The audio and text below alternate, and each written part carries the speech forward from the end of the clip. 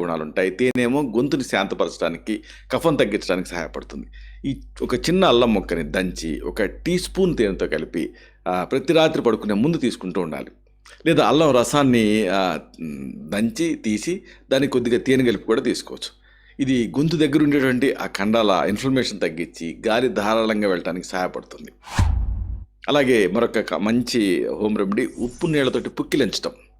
గొంతులో ముక్కు వెనక భాగంలో ఉండేటువంటి కఫాన్ని తగ్గించడానికి ఉప్పు నీళ్ళతోటి పుక్కిలి పట్టడం అనేది ఒక మంచి పద్ధతి. ఒక గ్లాసు గోరువెచ్చని నీళ్ళకి 1/2 టీ స్పూన్ ఉప్పు కలిపి ప్రతి రాత్రి పడుకునే ముందు పుక్కిలించండి. ఇది గొంతులో ఉండేటువంటి ఇన్ఫ్లమేషన్ తగ్గిస్తూ అడ్డుపడేటువంటి పదార్థాలు తొలగించడానికి సహాయపడుతుంది. దీంతో శ్వాస మార్గం క్లియర్ అవుతుంది. అలాగే తైలంతో నస్యకర్మ, ఇది కూడా ఒక ముఖ్యమైన ప్రక్రియ. ముక్కు లోపల పొరలు పొడిబారటం అనేది చాలాసార్లు గురకకి కారణం అవుతూ ఉంటుంది. ఇలాంటప్పుడు స్వచ్ఛమైన తిల తైలం అంటే నువ్వుల నూనె లేదా ఆవు నెయ్యి లేదా అణుతైలం అని ఉంటుంది ఆయుర్వేదంలో, ఇది కానీ 1 లేదా 2 చుక్కలు ప్రతి నాసికా రంధ్రంలోనూ వేసుకోవచ్చు. దీన్ని నస్యకర్మ అంటారు. ఇది ముక్కు లోపల పొరల్ని తేమగా ఉంచడానికి సహాయపడుతుంది. దీనివల్ల గాలి ప్రసరణ మెరుగుపడుతుంది. అయితే ఈ పద్ధతిని అవగాహనతో మాత్రమే చేయాలి. అలాగే ఒక మంచి కాంబినేషన్ యాలకులు, నీళ్లు. ఒక గ్లాసు వెచ్చని నీళ్ళు తీసుకోవాలి. దీనికి 1/2 టీ స్పూన్ యాలకుల పొడి కలపాలి. ప్రతిరోజు రాత్రి నిద్రపోయే టైంలో ఈ మిశ్రమం తాగాలి. ఈ యాలకుల నీళ్ళు అనేది గురకం తగ్గించడానికి అద్భుతంగా పనిచేస్తుంది. ఇది మీ గొంతు కండాలను సడలిస్తూ శ్వాస అనేది సాఫీగా జరిగేలాగా చేస్తుంది. అలాగే అతి ముఖ్యంగా మనం చెప్పుకోవాల్సింది గోరువెచ్చని పాలు, అలాగే నెయ్యి. రాత్రి పడుకునే ముందు 1 కప్పు గోరువెచ్చని పాలకి 1 టీ స్పూన్ ఆవు నెయ్యి కలుపుకొని తాగాలి.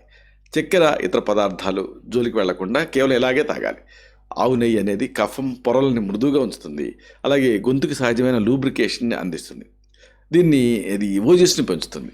ఈ పాలు, నెయ్యి మిశ్రమం జీర్ణక్రియకి కూడా సహాయపడుతుంది. రాత్రిపూట గొంతు పొడిబారకుండా శ్వాస సాఫీగా ఆడటానికి ఇది సహాయపడుతుంది.